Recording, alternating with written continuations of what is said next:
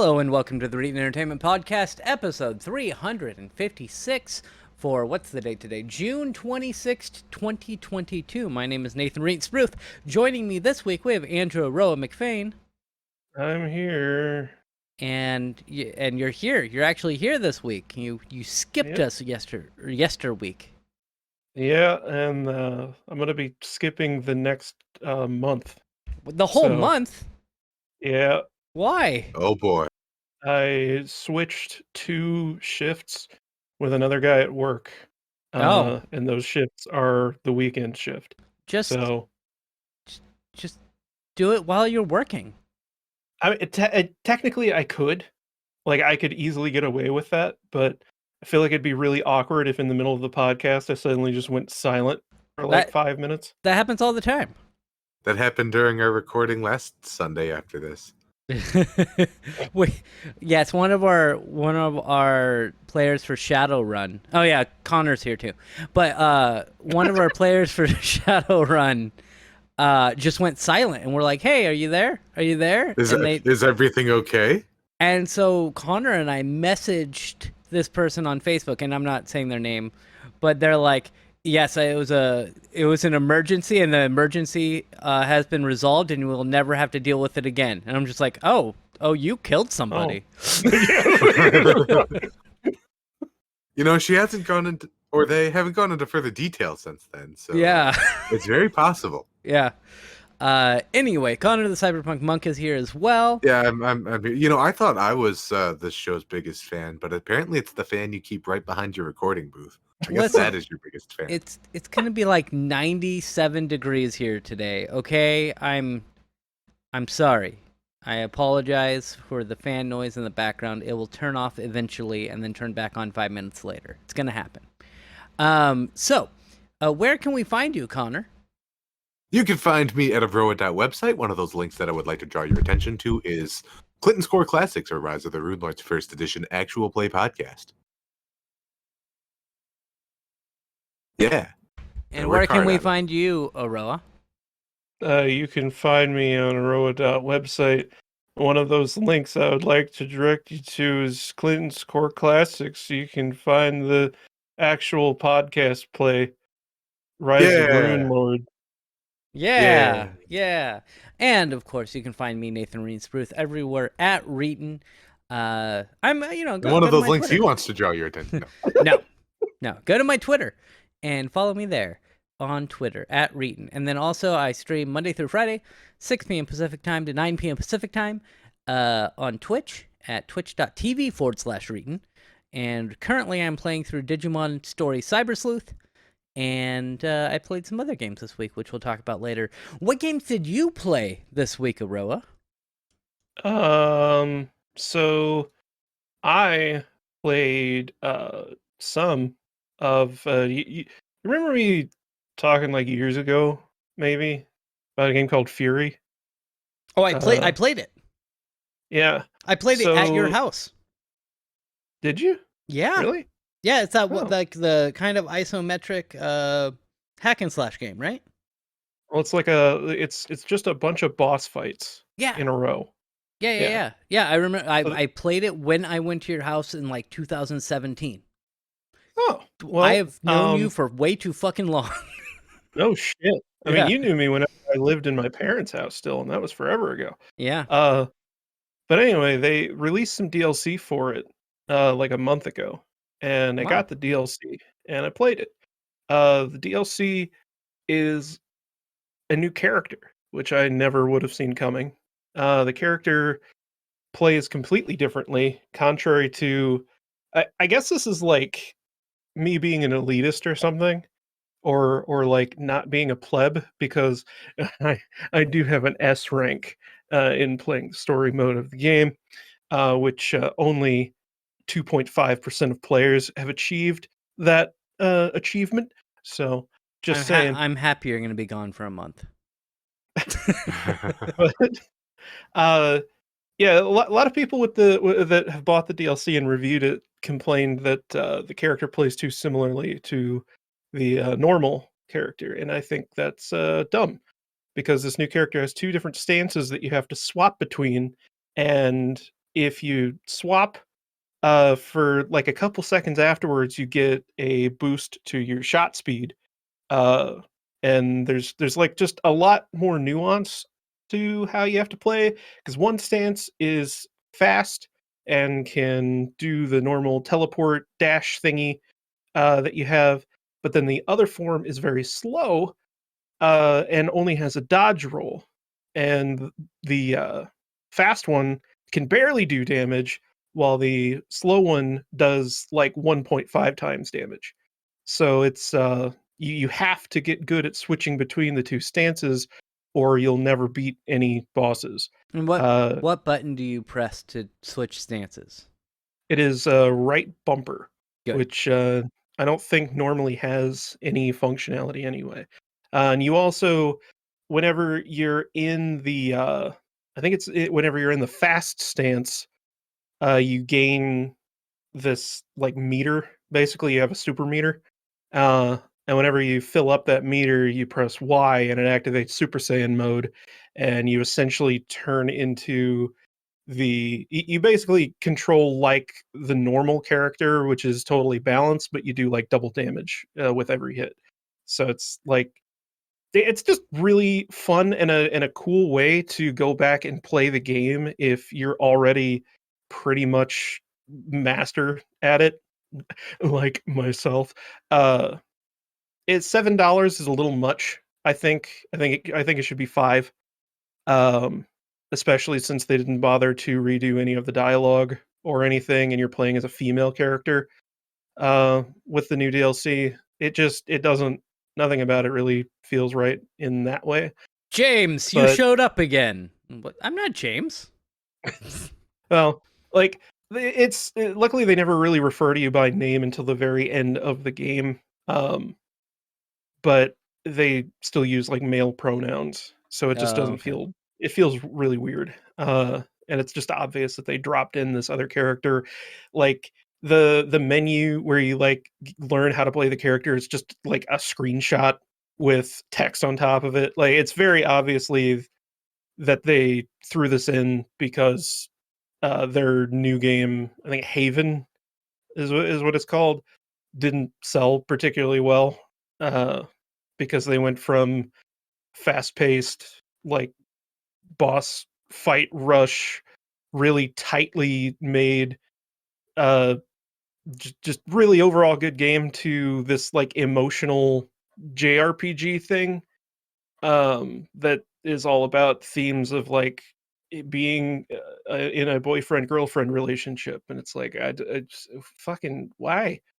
Uh, so yeah, that's, uh that's, like, the crux of it. I played a bunch of random demos, but they were so forgettable that I just immediately deleted them and didn't even I don't even remember what they were. I Oh, don't even remember. you didn't play Like, that's how WrestleQuest? I did not play WrestleQuest. I The did the demo. what That's was the. Oh, that was the it's a JRPG, bro. I don't It's know what the not. hell that is. It's an American RPG. It was made in America. Yeah, but I it's don't know. turn-based. I don't fucking care. Oh, I lied. I lied. There were like 2. One I have very little to say about. Parallel is this game that I played the demo of that's like Myst, but it's just from like some, I don't know, like Brazilian guy or something, I'm guessing. Uh, it's like not fantastic, but it's very interesting. And if the demo comes out again, the picture for the game is like a weird jester clown guy. Uh, like you should look that up and try it out if the demo becomes available again, because it's very interesting. That's about the best that I can describe it as. I hope that pans out into something, because that could be a very very hidden gem sort of thing. It gives me the vibes of like obscure 90s point and click adventure games that were made in like the was it Flash Yeah. director, you know? Yeah, I Uh, remember those. it gives me that vibe, but it's in Unreal Engine 4. Um And one last thing, Spark the Electric Jester 3. Played the demo for that, and it's essentially Sonic Adventure 3. Somebody just went, I'm going to make another Sonic Adventure game, but it's going to kind of play as a weird hybrid between Sonic Adventure and like modern Boost Sonic, and it works really, really well. I like it a lot. Was it Sonic 2006 basically Sonic Adventures? I don't know what you're talking about. There was Oh. no game released in 2006 for Sonic the Hedgehog. That's a mystery to me. Okay. Anyway, yeah. So it's there's some weird like beat 'em up type elements to it. I don't know why they're in there. It doesn't feel too bad. If anything, it's just kind of not fleshed out very well and feels very simple.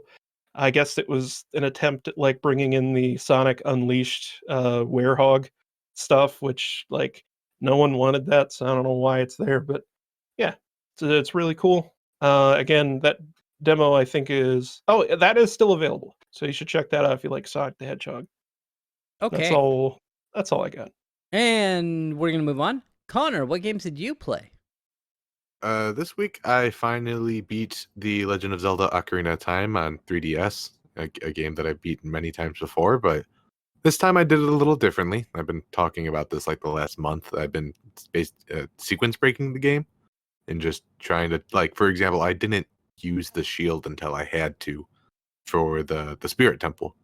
So the whole game I'm just running around with the two-hander, the big Goron sword. Oh yeah, And right. It's fun because you could tell this game wasn't designed with that in mind, and that like most things will just kind of stand out of your reach and they'll block. But if you just keep on swinging with a sword that's got longer reach than them, you're just gonna kill it. It makes a lot of fights really fast, actually. But until you had to use the shield. Until I had to use the shield because it is a Cormac gimmick in reflecting light later. But I mean, this game's like almost 30 years old. It's hard not to say something that's already been said about it. Go play it. It's definitely worth playing. It still holds up. And it sure was one of the first romps into the 3D space. Oh, yeah. I've been playing a little bit of Space Station 13. I'm trying, like, I learned how to make meth in that game pretty easily just because it's a funny thing to do, and B, it's a useful precursor chemical. So I'm trying to test myself in seeing not necessarily like how much I can make, but just how fast I can make it. And now I have that's a recipe. I'm calling it Grandma's Meth, which is like the bare minimum amount of resources I need to go around and collect to make just a splash of meth, just a little bit of meth. It doesn't take a lot. Someone please take this out of context. Yeah, that's exactly Grandma's meth. What the joys of Space Station 13 are. Is it's a game where you can get away with this sort of silly shenanigans. Yeah, you're wanting to make grandma's meth. Good. I read a book, and I know you guys don't really care about that though. What'd you read? And it was a Shadowrun book. Oh, okay. Getting ready for our campaign. Yeah. And did a whole bunch of painting this week because I'm going to be on call next week, and I probably won't be able to. So I actually had a pretty good week. Like, usually I'm on here and like, oh man, work sucks, and I'm always doing it. And this week it was great. Played video games, painted, watched movies. It was awesome. Good. I'm happy. We need more weekends like this. I need more weeks like that too, because I've been super busy with, as we were talking about before the podcast, email migrations at work. You were busy for once. Everything's all backwards this week. I know, it's all backwards. For me, I assume you don't have any Warhammer minutes because you didn't mention anything. I did get to play Warhammer. I did win, but that's it. The minute's over. Okay. And for me, the games I played was on Monday, I played the new Teenage Mutant Ninja Turtles Shredder's Revenge game. Cowabunga. And that game, it's really fun. It's really fun. You can play as the main turtles, Donatello, Raphael, Leonardo, and Mikey. And then you can also play as April O'Neil and in Splinter. And then if you beat the game, you unlock Casey Jones. So you get that. You get 7 characters you can choose from, and up to 6-player co-op. I played with one person, so one player co-op, and it was fun. I would recommend it. It's I don't know if I would say it's worth. I think it's $22 on Steam right now or something. I don't know if I would say it's worth that much, but if you might have known, I have Game Pass, and it is included with Game Pass. So if you already have that, download it, play it. It's fun. It's a good co-op adventure. And then on Tuesday and Thursday, I played some more Digimon Stories Cyber Sleuth. That was fun. I also, off of my stream, did some grinding, so now I am way too powerful for the rest of the game, is my plan. On Wednesday, I went and saw Tenacious D, and that was really fun. I like them. And their opener was Puddle's Pity Party, which is also somebody that I like. So it was a nice mix between the It's a two. very interesting combination. Yeah. I don't. You weren't here last week when I was talking about it, but when we were driving back from from my work, and my girlfriend was in the car with me, and she's like, "Who's opening for Tenacious D?" And I was like, I don't know. Why would I know that?" And she's like, "I'm gonna look it up." And she's like, do. Oh, fucking Puddles. And I was like, what? She's like, yeah, Puddle's Pity Party is open. I was like, fuck yeah. Because she knows I like both of them. So I was very excited about that. And it did not disappoint. The only problem was that there was not a fucking cloud in sight. And I am very white, so I just layered on sunscreen and thankfully did not get sunburnt. I still think it's silly that there are people who are like, white people are the, supreme race. Just don't let us outside for more than 10 minutes. Fuck. Stupid. I liked that Stupid. joke when I saw it on Twitter too. Yeah. And then I played another game. How do you say this? Give me just a second.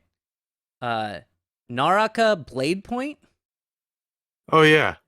Yeah, Oh. it's a battle royale game, battle royal, where With 4 people playing. yeah, with 4 whole people playing. It's a battle royale game where you use swords and stuff, and it's I remember seeing trailers for it. It looked pretty cool. it's not bad. I had some fun with it. Our good friend of the podcast, Airfox, joined us. Or joined me, and we killed some people. It's actually, I joined the main queue. Like, I wasn't fighting against bots, and we were actually doing well and winning. Like, not just like, oh, we got in the top 10. Like, we won a significant portion of the matches that we played. So I don't know if we're just playing with super low skilled people, or if we were actually doing well. Or if they do what Fortnite does, which they probably do, where Fortnite, they'll have like 100 people in the match, and only 20 of them are real people. It's like 80% bots that they put in the match, which I would not be surprised if that were the case. A couple of the times, there were 4 people left, so Airfox, myself, and then 2 other people who were on the team. And we were just standing in the circle waiting for the people to show up. And then it would just be like, and you won! We're like, what? So they must have just not made it out of the fog and died. But that game is also included with Game Pass. So if you wanted to pick it up and try it, you could do that. There is a money shop, which is annoying, but I think it's mainly for cosmetic stuff. But I haven't really delved into it. Anyway, let's start some news stories, and we're going to move on, and we're going to talk about, do you guys remember Artesian builds? Do you? No. There was a big... I heard about the news stories afterwards, but yeah, Right. nobody knew who they were. But long story short, they would have people that would be like their creators or like sponsors. Like, you would go on Twitter and put like blah blah blah, sponsored by Artesian Builds, blah blah blah. And if you were one of those people who were under their flag, and an affiliate of them, you would be entered into random raffles while they were streaming, where they would give computers away. Well, one of the people won. So they raffled. They drew the girl's name. I don't remember her name. They drew her name. The guy on the stream, the owner of Artesian Builds, looked up her profile and was like, "No, she doesn't have enough followers," and re-rolled her account or re-rolled the raffle, and that fucked him up. that was just the end of it. I'm sure there was then that they knew he fucked up. Yeah. And so that was a big thing where I think, was it Linus? There was somebody who built that girl a computer and gave it to her for free. Artesian did come out later and were like, "We'll give you a computer," and she's like, "No, fuck off." Yeah, look, and there was a lot of shit that came out about how like that wasn't the first time that the CEO pulled some shitty stuff. Like that was basically him just getting caught for the first time. Well, and if you're gonna have an affiliate program like that, and it's open to pretty much anyone, you should definitely, if you do a raffle like that, just honor whoever you drew, because even at least whenever you're doing it live, yeah, especially when you're doing it live, or make the affiliate program so it's like you have to have 5,000 followers on Twitch or something like that, right? You make it so that they have to have some sort of criteria. Otherwise, you're kind of backing yourself into a hole. Well, also, don't change your criteria mid raffle. What are you doing? They're asking to go bankrupt, which they did. Which they did. So now I think it's partially because of that. They definitely lost customers. Oh yeah. But also they were buying GPUs and stuff at the height of the GPU price. So while we were, and now the GPU bubble has kind of popped. You can buy GPUs at like MSRP now. So finally, only 2 years later, you can actually buy GPUs for the normal price, and so it's probably cost them a lot of money for what they did before, and now that they're having to sell things basically at a loss. So because of all the hit pieces that went out on them after that whole thing, like they were pretty much boned. Whenever you're in a market where like there are 1,000 companies that do the exact same fucking thing that your company does, and you fuck up, like all you have is goodwill to keep your company going, and once you lose that, you're done. Well, and I saw something where the guy was kept saying he wanted to be like Linus Tech Tips and like get super famous and stuff in that space. That's not the way, bro. And Linus is like, whoa, come on. But anyway, they're bankrupt. And they are selling off their entire stock, basically everything. And they say they have $917,000 worth of stock at the time of its closure. And not only that, there are computers that are built that were purchased that are being auctioned off. Mm-hmm. Because that was part of whenever they announced that they were closing, was that people who had already purchased PCs weren't going to get the PCs that they bought. Yeah, they already paid for them, and now they're selling them to random people at auction. Hopefully, most of those people who bought those PCs bought them with a credit card so that they could charge them back. Yeah, that would be nice. I would also like if I had lots of money, I would just buy because they are also selling the information on their customers. Like that's good. That is something that they are selling, is like the email addresses for their customers and like actual addresses.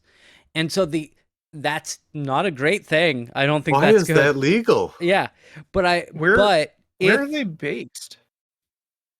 Do we know? Was it California? I have no idea. Well, if it is California, then that gets messy. Yeah. Yeah. California and North Carolina. So Yeah. depending on where their actual their government filing is for like their headquarters, California has consumer protection laws that make it to where if you tell them you don't want to have your data sold, they can't do it. Yeah. So, well, what I was thinking is if I had $1 million or, $1 billion, I would just buy the entire inventory and then send out the pre-built computers that were meant for customers and actually just send them to the customers. Oh, well, yeah. But that's why I don't have $1 billion. Yeah. So it says the auction includes Artesian Builds' intangible assets, its business and domain names, an influencer list of about 1,000 names and emails, and a trademark. It's also selling a customer list of about 10,000 names and emails of buyers over the last 3 years, though this is subject to requirement of appointment and review by consumer privacy ombudsman. Ombudsman. I've never seen that word. I don't know. Is that a real word?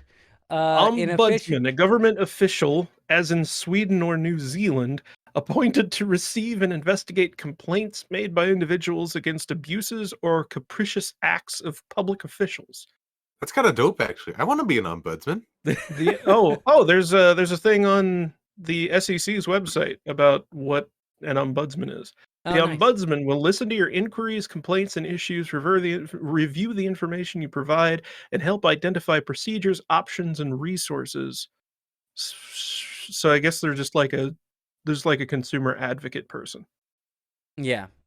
Office of the Investor Advocate, ombudsman. So this is okay. This is exactly what happened. They explain it in this TechSpot article. It says things went rapidly downhill following one of Artesian Build's PC building live streams when it announced a small-time affiliate streamer named Kia Pia, the winner of the PC giveaway. However, CEO Noah Katz decided to withhold the prize because Kia Pia's total social media follower count was fewer than 5,000. He then purged the streamer from the competition, as this person has had 3 months of ambassadorship and not a single click. Yeah. Don't give them ambassadorship then. Like, we sold a couple for our other podcast. We sold a couple or 3 Manscaped kits, right? We had some clicks, we had some people buy stuff. Yes, that's right, Nathan. We had a successful advertising campaign on our other podcast. Well, yeah, but what I'm saying is they had a requirement that they told us specifically, you have to reach this requirement in order to get a paid sponsorship. So we got a couple-month trial run. We unfortunately did not meet that particular requirement.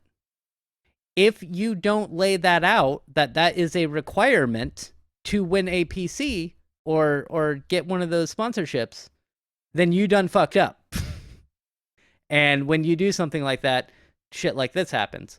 And also, I think Kia Pia now has way more than 5,000 followers because of all the shit that came out. So good for them. She's got 12.8 thousand subscribers on YouTube. What about her Twitch?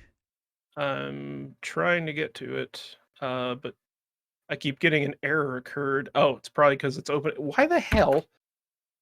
DuckDuckGo. I swear to piss. Opening an Internet Explorer.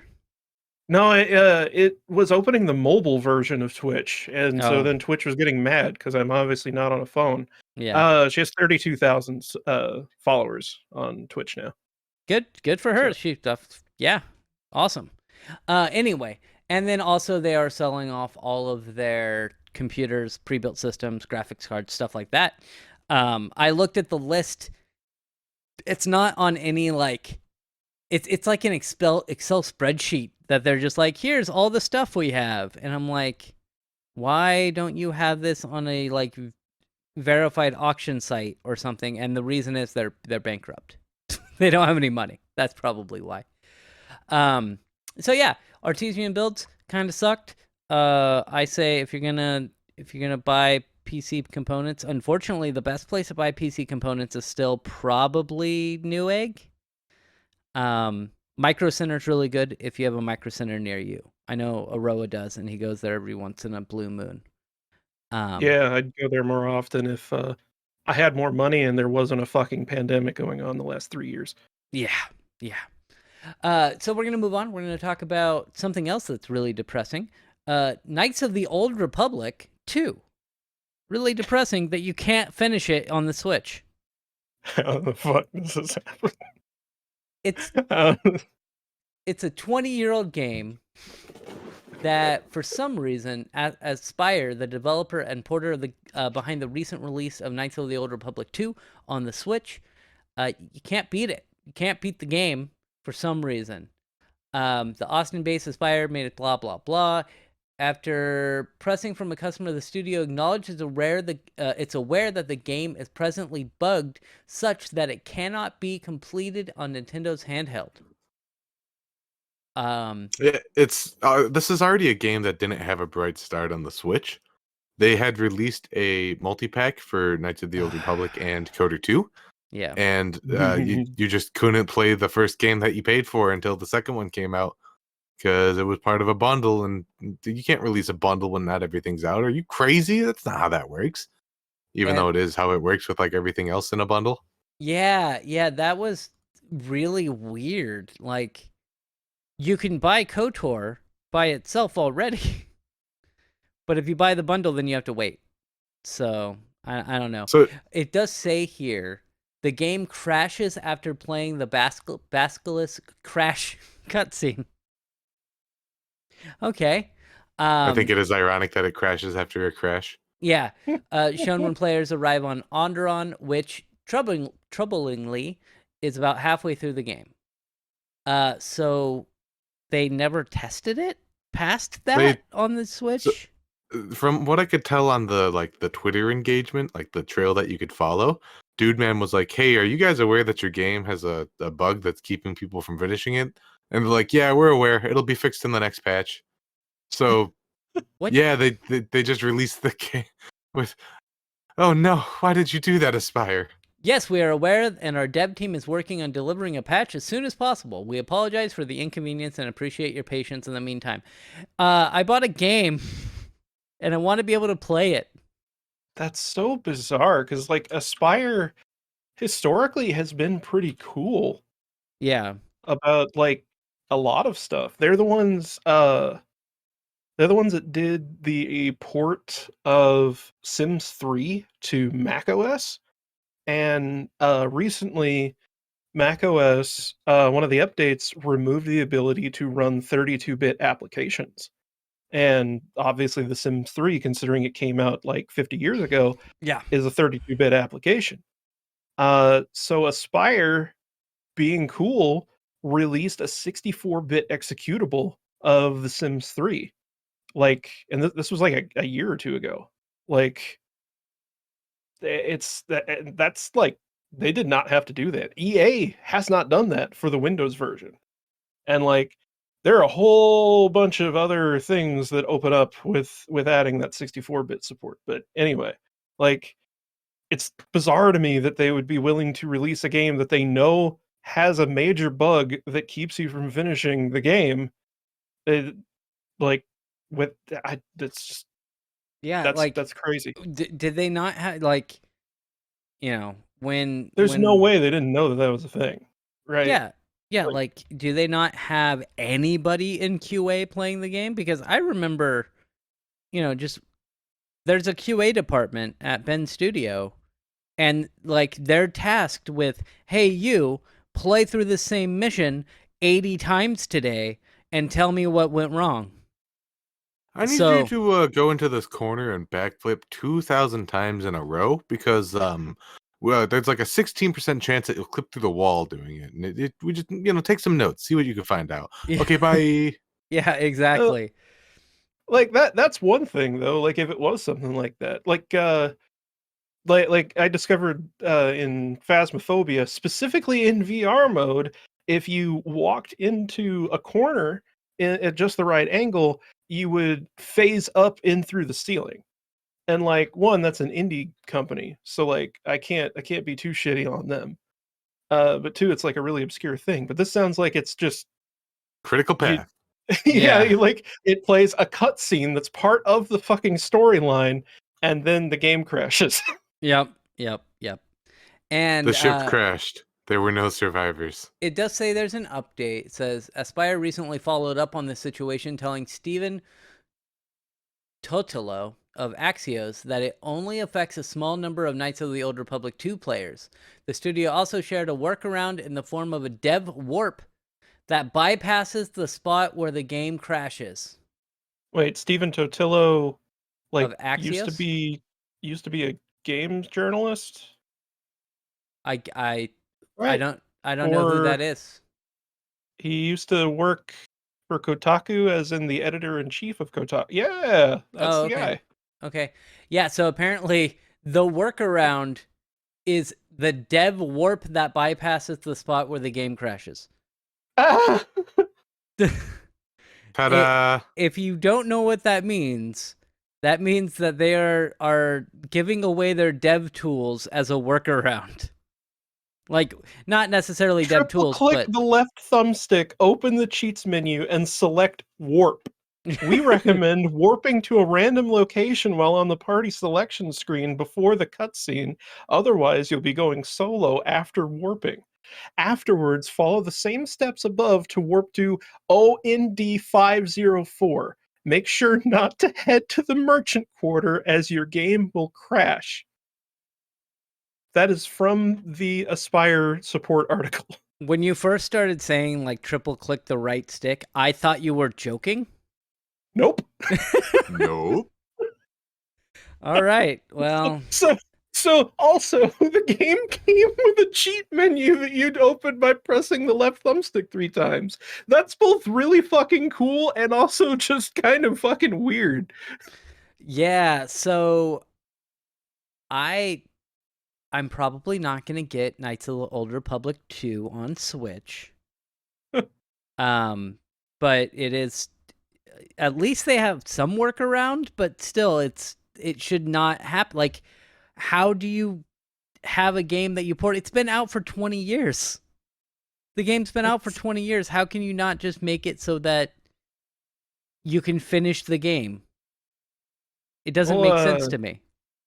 Like, Connor didn't post this in the news stories, but it is kind of related. I was recently really excited about the Blade Runner game getting a remaster from Night Dive. Oh, and it's really bad. Yeah, and apparently it's fucking awful. I didn't post that in news stories, but I did reply to your original message about that. I guess it's a disaster. It's so I skimmed through the article, and it's another situation of a game that's even older. Because like that was I think it was a 90s game. It came on CDs, but yeah, I guess like they didn't have access to the source code whenever they went to make the remaster.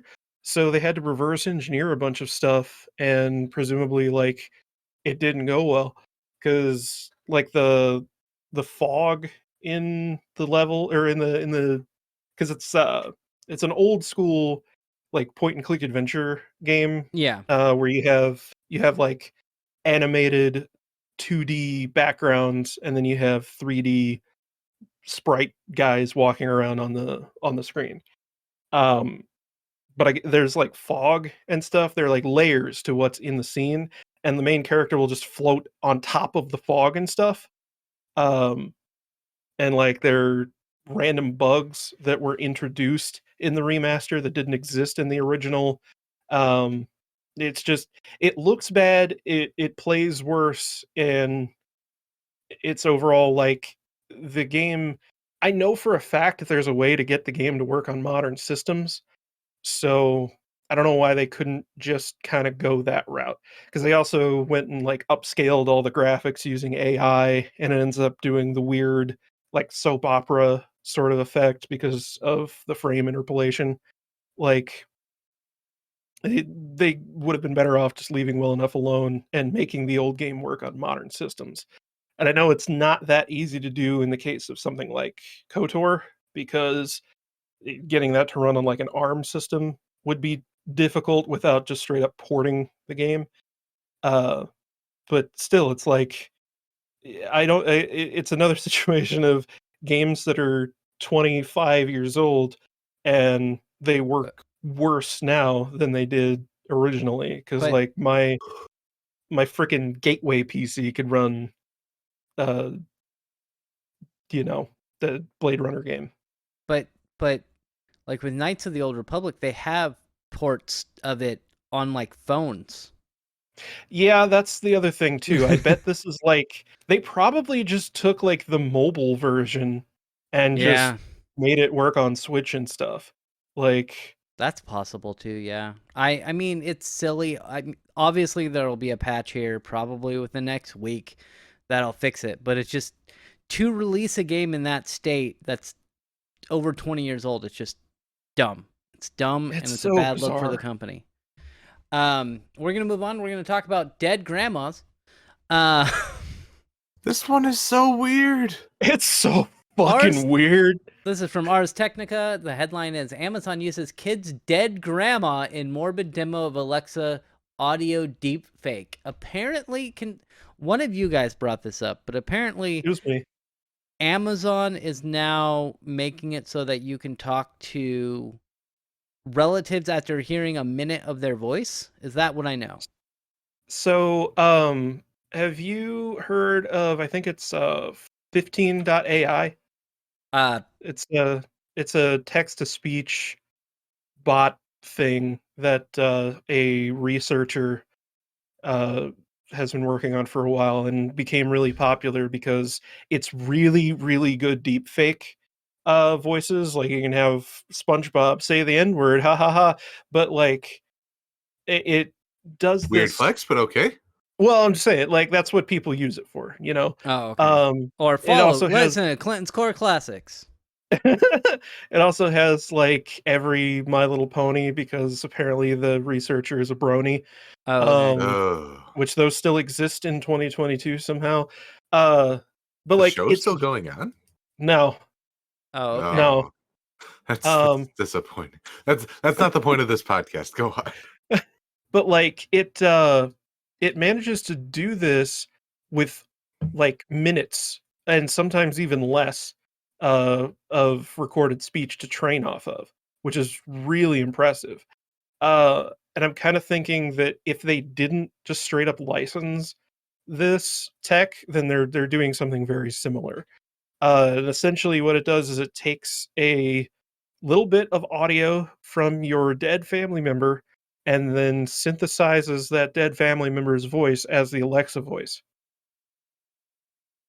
That is Creepy. very creepy. The example that they give is the child asking Alexa, can grandma finish reading me Wizard of Oz? And then Alexa goes, okay. And then suddenly the child's grandma is reading the book. And I'm sorry. But grandma died. Like, if I was a child, I would just be creeped out by this. Yeah. And I'm Yeah. creeped out by this as an adult as well. Like, I don't like this for many reasons. I made the joke that like Amazon's basically going to be selling you a deep fake of your dead relatives. But like that's really what they're going to try to do with this, and that's so fucked up. Yeah. Yeah, it's like weird. they're doing it with just the voice now. But like the ultimate goal, I think, of a lot of these personal assistant things is to create a convincing artificial intelligence that actually can sort of act like a person that is your own personal slave. Oh, And man. like I'll never need to have other people to play a game of D&D again. they will eventually work towards being able to create an imprint of someone's personality and make it to where you're essentially immortal whenever you're not really that thing. It's just sort of a a pale imitation of the original person. There's so much, especially with it being a kid, that they're focusing this on in the situation where, like, are we going to try to, like, make it so that or are we trying to tell kids that, like, death isn't finality, or, like, that death is being interrupted by Amazon, and suddenly now we can have ghosts that live in our little speaker things? Like, it I know it sounds like knee-jerky the way that I'm describing my reaction to this, but, with the way that big tech companies are using AI, it just feels really wrong to And be okay remember, with this. children, if you want to speak with Grandma and Grandpa forever, remember to tell your parents to subscribe to Amazon Prime. Yeah, like, seriously. Like, that's kind of what we're going for. Amazon's going to be holding for ransom at some point your connection to a dead loved one because you can't get over the fact that they died, and so they have this text to speech bot that can emulate them really well. There is I a very obvious aftermath of all of this, which is, do you own the right to your own likeness? Or Yeah, that too. that this is gonna start opening doors like that really, really fast. mhm. Like, we already had we've remember the, like, controversy, I guess you could say, but just confusion about whenever they had, deep fake Tupac, Mhm. performing, and I think they did it with Michael Jackson at some point. Like, it's gonna be on that level, but we're gonna have dead family members instead, and that's I, so fucking weird. I might have said this before, and I don't remember who told me this, but it was one of my coworkers when I worked at Consumer Cellular, and I I could see people using this Amazon thing, because they do have that much of a connection with their family members. And Absolutely. when her dad died, they would call his they could still call his old phone, and he was on Mhm. Verizon, and they could hear the message that he had left before, like, "Hey, thanks for calling, blah blah blah blah blah." And they Yeah. would call that occasionally just to hear his voice. As some sort of comfort. And then Verizon updated their voicemail system from the old system, and it deleted that voicemail message. And so they got really mad at Verizon and, like, called them up, and they had that phone number connected only so that they could call it and hear that message. So I could definitely see somebody feeling so much of a connection to their loved one who has passed away or something, and having that voice be on their Alexa app. I will just put a Roa's voice on it. That's my plan. Yeah, like, there's the obvious thing of, like, this would be really funny because then you could have, like, a goofy celebrity voice or, like, video game character voice. But I don't like the way that they're framing it right now. Can you have Scarface read me Wizard of Oz? Yeah, like, Just something well, stupid. yeah, like, whenever they would have, like, novelty voices on Waze, like, you could have, the Sam Jackson. shit. Yeah, Samuel L. Jackson being your GPS voice, something like Yeah. that. Yeah, that's cool, and I'd be okay with having, some like gangsta rapper being my voice. Like, I want DMX, even though he's dead. I want dead DMX to be my Alexa voice. Now, Like, that'd be cool. if they could, so the problem with those voices for, like, Waze is, as I'm sure you know, they don't really do street names. Well, yeah, because those are actually recordings of people. Yeah, And so if they could take those, like those recordings that they took of like Samuel Jackson, and then do a little bit of deep fake so that he'll actually be able to say the names of the streets as you approach them, I think that's yeah, a that would good be the mix. I think that would be a good mix of this technology with those pre-recorded lines. yeah. But the idea of, like, having just everyday people, like, I don't know, it's just It's it's weird. not yeah, it's weird and creepy, Yeah. and yeah, I don't like the idea of Amazon just selling this as a thing. Fortunately, I just want Majel Barrett to do everything for me, from my Google Assistant to my GPS. Just have it be the computer from Star Trek. I can't wait until we get Aroa, Connor, and Reeton on this, and then we don't have to do the podcast again. You know, Yeah. it probably wouldn't be too difficult to train an AI based off of our back catalog of awful podcasts. Yeah. Yeah, like honestly, we could probably have enough use, data. NVIDIA's deepfake thing, I believe, lets you train any voice that you want. You Oh, might that's have to fun. like download the project, but yeah, that would be really cool to like. It'd be really cool April Fool's one. We need That more would be April good. Fool's days in a year so we can make use of these ideas. But Yeah, we definitely do. We're gonna move on. We're gonna talk about abortion. Yeah, we're moving right into that. As everybody knows, this has been a shit week. So on Thursday, the Supreme Court ruled that there was a long-standing gun law in based on concealed weapons in New York, and they ruled that the state does not have the state's rights to have their own gun laws. And then on Friday, I knew they were going to do it. I knew they were getting rid of Roe v. Wade because they're like, everyone did. We all knew, but I knew that was going to happen on Friday because they're like, oh yeah, we're going to have another day at the Supreme Court on Friday. And that just obviously meant they wanted to do it on the last day of the week, because when big things happen, they try to make it happen on Fridays because most people don't pay attention to the news on Fridays. And then you have Saturday and Sunday for like kind of the news cycle to go through. And then on Monday, they talk about what happened over the weekend. And so it's kind of a way that they can minimize the damage that they do on a public standing. And so I was like, yeah, they're getting rid of it. So they struck down Roe v. Wade and said that states should have the right to make their own laws, which contradicts what they did on Thursday. Just not with guns. Just not with guns. With guns, everyone should have guns. Doesn't matter how many people die. And so there have been a number of companies. We have a definitive list. PlayStation is one of them.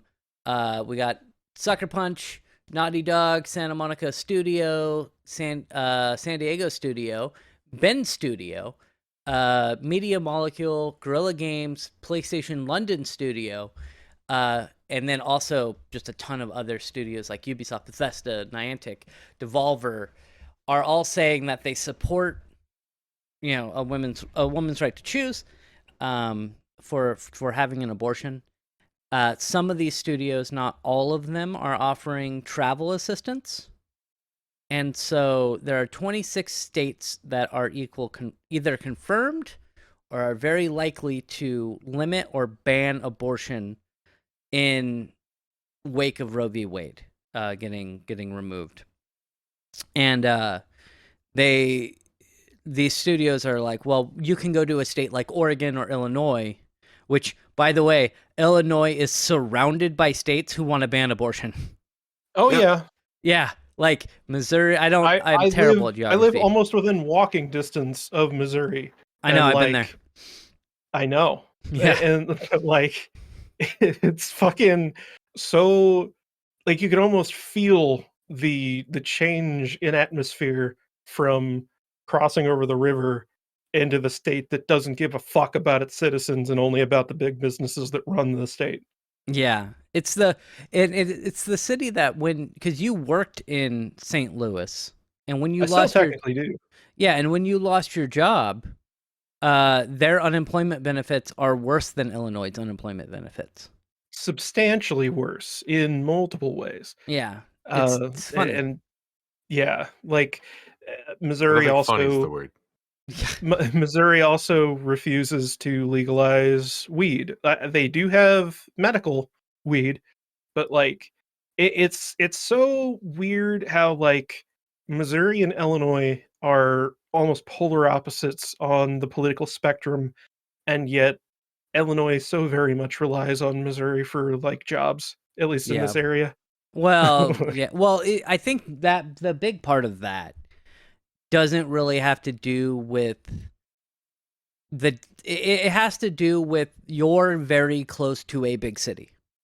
Yeah, but like it's such a major thing that there is a law with taxes that whenever I pay Missouri taxes, it goes towards my Illinois taxes. Oh, interesting. And I wonder if that's similar because Oregon doesn't have sales tax. Yeah. And Well, so this is income tax. Right. But what people will do, because we do have income tax, what people will do is they'll live in Washington, which has a lower income tax or no income tax. I don't remember. And they'll drive over the bridge to go to Portland to go shopping because they don't have to pay the taxes on that. So they get like the best of both worlds. And I think that's technically there's some sort of law that like if you do that, you have to pay either sales tax or some income tax or whatever, and nobody does that. Yeah. Well, it's like they have cigarette bootlegging signs all along the river over Yeah. here because like you can just drive like there's a city that there is a bridge there. You drive across the bridge and there's this place that like sells cigarettes for half the price of what they are in Illinois. Like and then on the way back you see all these signs like cigarette bootlegging's a crime. You can pay $1,000. Like no, you're not. No one's gonna do that. Yeah. It's not gonna happen. You're not gonna get pulled over for that. No. So, and the reason I bring up that you're surrounded by states that want to ban or limit abortions is because Illinois is one of the states, one of the 24 or 20 states that guarantee abortion, and so people are going to flock to Illinois to have abortions. Oh yeah, absolutely. There's actually a sign on my way home from work whenever I do have to drive in that says, "Welcome to Illinois, where you have the right to a safe, legal abortion." Nice. and here's another thing for me. It's people will argue like, well, abortion does this or this or this or it's against my blah blah blah, and I'm like, okay, that's cool. You don't like abortion, don't have one. Yeah. Like that's it. Like if you don't like it, you don't have to have an abortion. No one's forcing you to have an abortion. And then they'll bring up every once in a while they'll bring up like, well, the Nazis had abortions. And I'm like, yeah, they forced people to have abortions. Nobody is forcing anybody to have an abortion. You are now forcing them to have a child that they don't want. Which is just gonna be great for their mental health. I would have aborted you, but I live in Alabama. Of the child. Yeah. Why did you have me? Because I made a mistake and lived in Alabama. That's why. Yeah. So this is a tech information podcast, huh, Nathan? We talk about video games and technology information. Well, actually, this is because somebody brought this up, but it was me. It was Aroa. But it's because a lot of tech companies are coming out and saying that they are willing to relocate, which is good. It is a good No, thing. it's not good. It's not good that we're in that state. It's not good we're in that state. It's good what they are doing.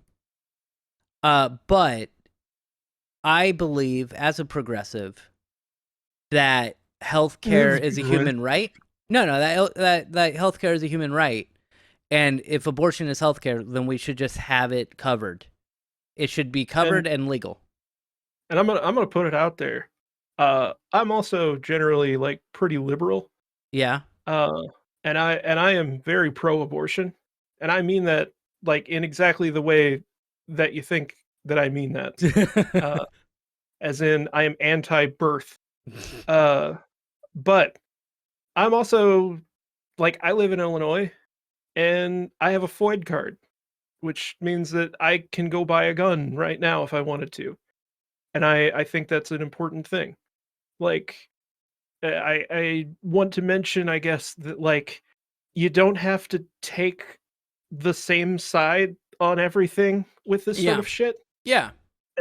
And like I just don't understand, I guess, why there always has to be this binary choice of like abortion has to be illegal all the time and not like d- and like that if you support guns because that's just the other big hot topic right now, then Yeah. also you have to support being pro-life, you know.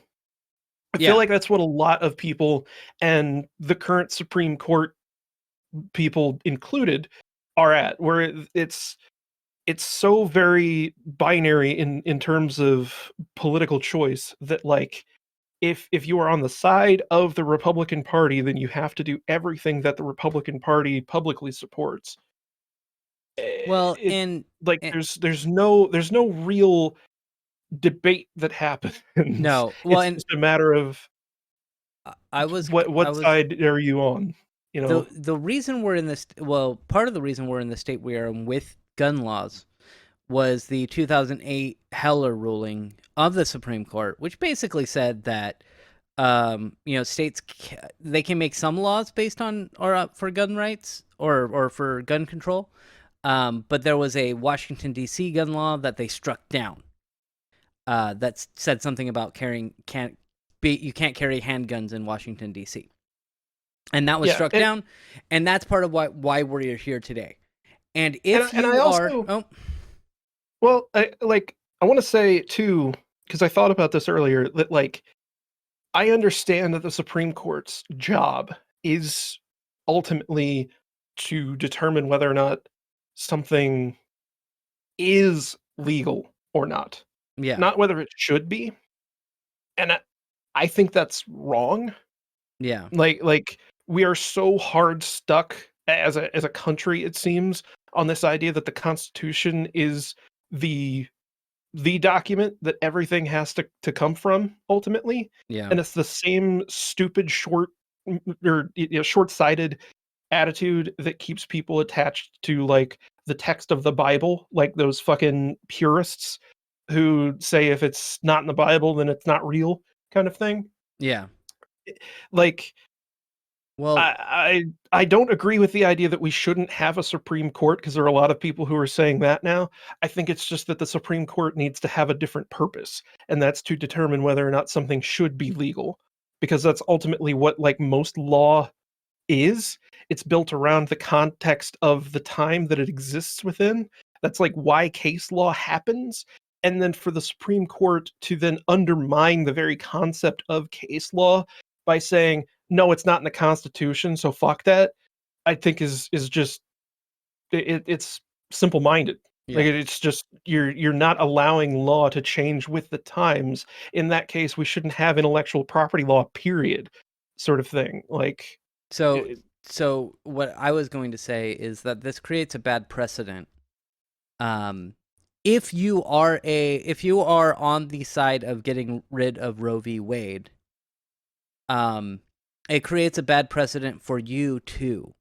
And the reason it creates a bad precedent is because if there is a time in our future that the Supreme Court is mostly liberal, they could strike down that Heller law and then just create as many gun laws as they want.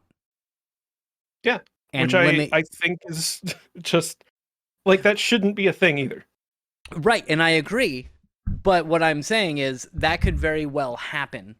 And you celebrate it when it happens with Roe v. Wade, but you're going to be pissed off when it happens for the Heller case. And also I've read through the Heller case. It's dumb.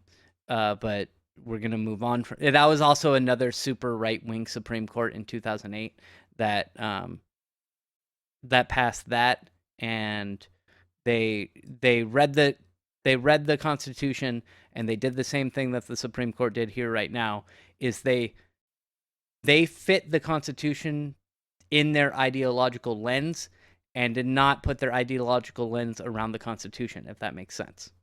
They looked at it and said, no, we don't like this. We're interpreting it the way that we want to because we don't agree with it. But anyway, we're going to move on from Oh, thank God. disappointing news, and we're going to talk Video about. games and technology, Nathan. Video games and technology. I No, didn't we're bring that also up. politics. Yeah, I didn't bring it up. Pokemon cards. We're talking about Pokemon cards. I thought this was funny. I thought it was funny too. So I didn't read through this whole story. What happened here? This mad lad did it. So I don't know if you guys ever got into like any sort of trading cards. I certainly, when I was a younger cyberpunk monk, was into the Magic the Gathering scene. Yeah. And sometimes you get these like advertisement cards that are like supersized, so you could see all the art on them. And what this mad lad did is he made an entire deck using those supersized cards. He did it. He actually did it. And yeah, they're like double-sized trading cards. Are they double or are they triple?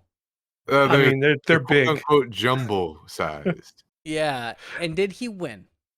No, in fact, it was his intention that he would start but not finish the tournament. Like he knew full well getting in there that he would have had to have dropped. So he was like, "I'm going to do this and have a lot of fun with it." Oh, yeah. It says here in the tweet that he put out, he said, after what was probably the longest deck check I've ever witnessed, the deck was returned with, "We're still not sure if this is playable, but finish up the round and talk to us afterwards. I lost game 3 and then dropped out as I had intended to no matter what. Talked with the judging staff after, and if I didn't drop, I might have received a disqualification for marked cards.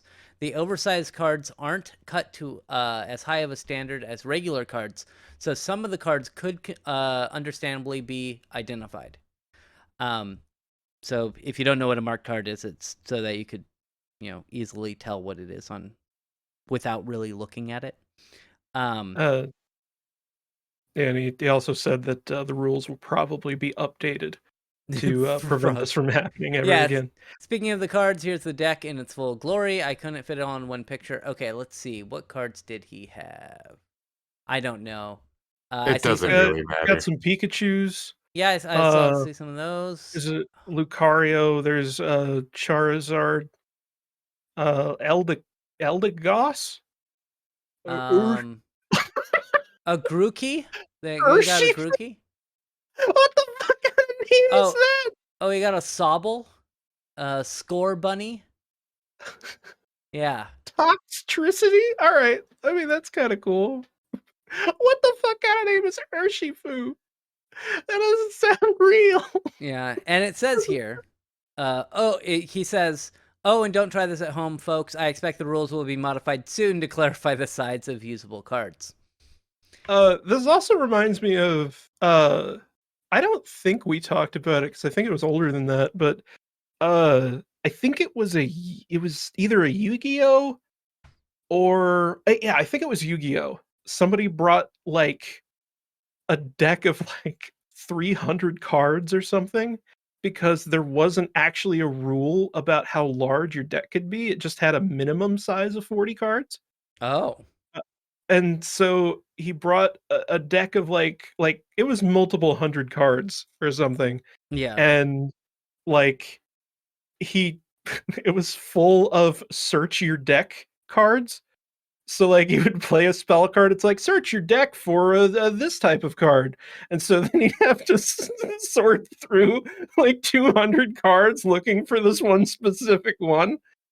And that was why there became a limit of like 60 cards or something in a deck in official tournaments. Like, I love that. I love it whenever people find dumb little loopholes and then they have fun with it. What is it like? Something obedience, like where you actually do the thing, but you do it in a way that just pisses people off. Oh yeah, I know what you're talking about. I can't think of the word either. I can't think of the word, but like that's what he was doing. It's just doing it in a way that makes people as mad as possible. And I'm not breaking the rule. There's no rule that a dog can't play basketball. Look, I don't think this is done like in a like, oh, I'm gonna troll them with this. I think this is something that I mean, I've certainly had a thought like this before, and now that somebody's done it, they're now going to have to address it. But it's been at least since the times that I was looking at these large cards and going, "Wouldn't that be funny?" Yeah. This Yeah, Mad but Lad actually did it. to be fair, he was doing it as a troll. Like he admitted it. He admitted he did it knowing he would get disqualified, and that he was kind of trolling them. But it yeah. would have been one thing if he did it with the spirit of like, hey, I just realized that all these jumbo cards are like just slightly off, and I can tell which one they are if I just remember what the imperfections are. But it was, in his case, it was just big card, big Right. card funny. There's Yeah. no malicious with this. No. Yeah. But yeah, so that's our fun story to end the podcast with. I want to thank you for being here, Aroa, No problem. Abort your children. and being here, even if they're born, just that 18th term abortion that you want to have, just do it.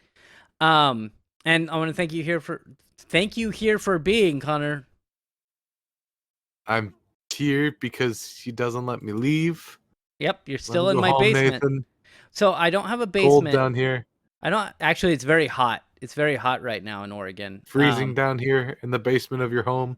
I don't have a basement. I have like an underground crawl space.